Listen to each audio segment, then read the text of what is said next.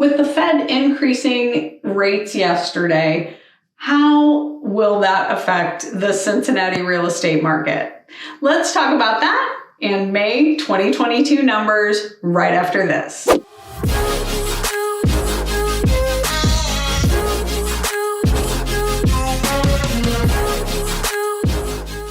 Hi, I'm Rhonda with Covey & Shepherd Realtors here in Cincinnati.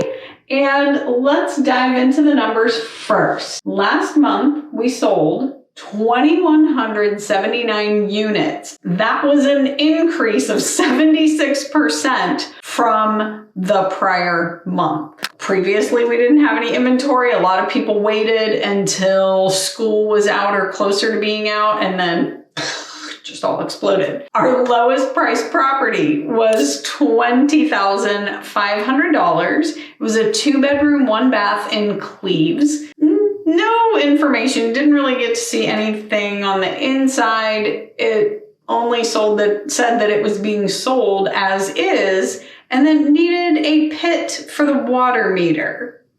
Was originally listed at $28,000. Took 30 days and then sold for $20,500. Our highest priced property was a beautiful modern gem in Hyde Park overlooking the river. This was a 5-bedroom, 5.5-bath home on 3 acres. It was listed 3.9 and it sold 0 days for cash for $3.75 million. All right, on to days on market. Our days on market dropped from 19 to 10, and that median is still 2 days. At least that's the history. And we still only have 1,441 units available, which is about a 3-week supply. Our average sale went up 10% to $329,299. So $330,000 average sale for a home here in the Cincinnati area. But what are we going to see in the future? When I checked around with rates today, that increase that the Fed made yesterday was 75 basis points. And we had been seeing like 6% last Friday.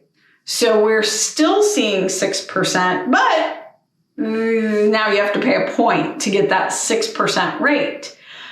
Chase is quoting this morning 5.75 with a point and this is for 30-year fixed. If you are going to a 15-year fixed, that's a little bit more of a bargain. It's at 4.875. Now, again, those are with points.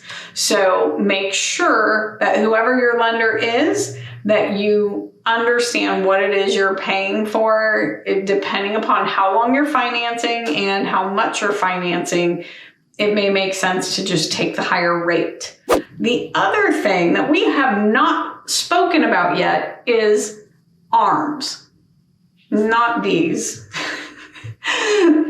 It's essentially adjustable rate mortgage. And we are starting to see things like a 15-year ARM, which means you're going to be fixed for 15 years and then bam, you have a balloon payment at the end of the 15 years, but it's actually financed as a 30-year mortgage. It's a little confusing, but I know my very first house, my interest rate was 8.25% with a 1-year ARM. And that was amazing. I was not going to pay 10%. I just couldn't stomach that to get a fixed rate. And the cool thing about the adjustable ARM is that every year my payment adjusted on the balance. Now the interest could go up 2% or it could go down 2% in a year. And so that was a little scary. But thankfully, I was lucky enough to not owe a ton and ended up selling that house on a land contract. So something else we haven't really talked about. the ones they're offering like a 5, a 7, a 15, like the rates are not that awesome to make it so you wouldn't just do a 30-year or a 15-year fixed. But how are these rates and all of that affecting the current market? Well, if you go in and search $600,000 plus homes in the area, the days on market are much higher. Now, also, like half of those homes are new construction. So I think that has a big role to play in those days on market, because builders will put stuff on and they might put 15 different iterations of houses on one lot. And then after so many days, they finally either decide to go ahead and build on spec, pick a floor plan and just start putting it in the ground.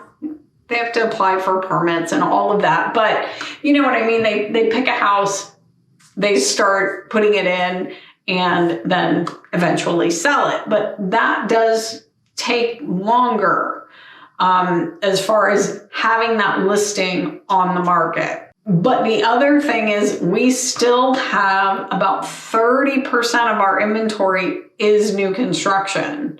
Obviously, there's nothing in the 200s. It's all going to be way higher than that. But just inventory is not, it's still not really available. And it does make it hard for those folks who are searching.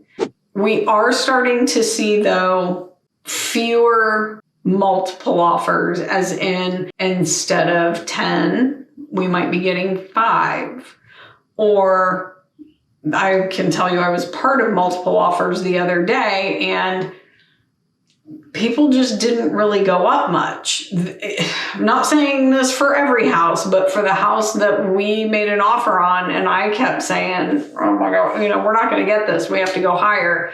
Well, it turned out we did an escalation clause and we are the backup, but we were like, we didn't even use the full escalation, and we were not much off the asking price. So I think we are going into a period where everybody needs to get that approval updated, and you need to know what your purchasing power is. Because purchasing power has gone down, it's going to make the housing prices kind of stagnate a little bit. They're not going to be 50 or 100,000 above unless, someone just really undervalues something. I don't know. What are you guys thinking? Are you out shopping? Are you feeling that maybe you're closer to getting the thing that you want? Or are you now just completely priced out? Because that could happen too.